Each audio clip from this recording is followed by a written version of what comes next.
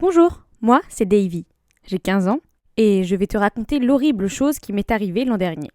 Vous n'allez pas en croire vos oreilles tellement cette histoire est folle. Pour tout vous dire, même moi j'ai encore du mal à réaliser. Bon, pour entrer dans le vif du sujet, on dit souvent qu'il faut faire attention à Internet et aux réseaux sociaux. Après tout, qui n'a pas entendu quand il était petit que derrière un pseudo pouvait se cacher une personne aux intentions plus que malveillantes? Eh bien, je crois que je n'avais pas pris au sérieux ces avertissements et en même temps, je n'aurais jamais pu prévoir ce qui allait arriver. Depuis que j'ai 8 ans, je suis accro à Internet et je suis inscrite pour ainsi dire sur tous les réseaux existants. Souvent, une limite d'âge est requise, mais rien de plus simple que de mentir sur sa date de naissance pour pouvoir accéder à toutes ces ressources de divertissement. Au départ, je n'étais que spectatrice de ce qui se passait sur Internet et je riais aux interventions et blagues des autres. Mais petit à petit, j'ai commencé à vouloir donner mon avis et je laissais des commentaires par milliers pour poser moi aussi ma pierre à l'édifice. Parfois même, je trollais.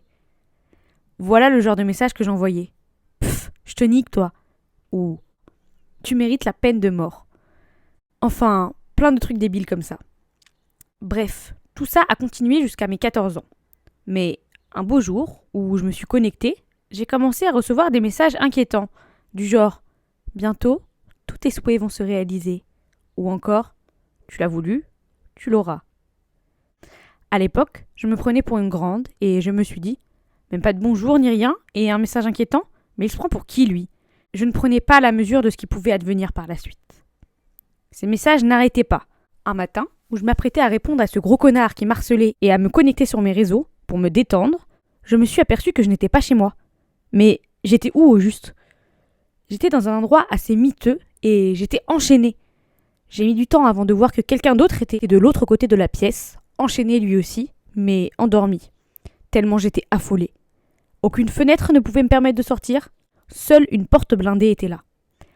À force de tourner en rond, j'ai aperçu un petit papier sous mon oreiller.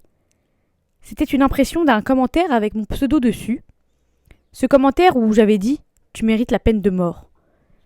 Il y était rajouté au stylo rouge « Vas-y maintenant ». Et là, tout d'un coup, j'ai compris. J'ai compris le sens des messages à répétition que je recevais constamment. J'ai compris que le mec endormi était en réalité la personne à qui j'avais destiné ce message. J'ai crié.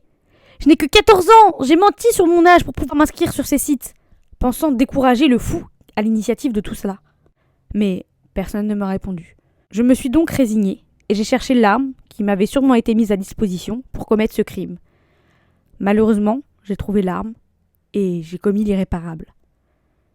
Baignant dans le sang, j'ai crié « C'est bon, tu as eu ce que tu voulais, non ?» Mais au bout de 5 heures d'attente, j'ai compris que ce n'était bel et bien pas fini. Je me suis endormie de fatigue. À mon réveil, comme je le pressentais, j'étais dans le lit. Un trentenaire était au bout de la pièce, endormi, et j'ai machinalement regardé sous mon oreiller ce que je devais faire cette fois. Avec les milliers de messages que j'ai laissés, celui-ci m'obligeait à faire la pire des choses. Il s'agissait d'un message où je disais « Je te nique, toi ». J'ai vite compris qu'il a détourné mes propos pour les retourner contre moi, quand j'ai vu le matériel qu'il avait laissé à disposition. Et oui, je devais violer un trentenaire, et cela à seulement 14 ans. Je n'en dirai pas plus, car j'ai fait un gros travail pour enlever cela de ma tête. Mais dites-vous que si je suis ici, c'est que j'ai répondu aux exigences de ce fou malade qui m'avait enfermé. Mon seul conseil sera de vous dire que les mots qu'on utilise doivent être lourdement pesés, surtout sur Internet, car ce fou pourrait un jour se retourner contre vous.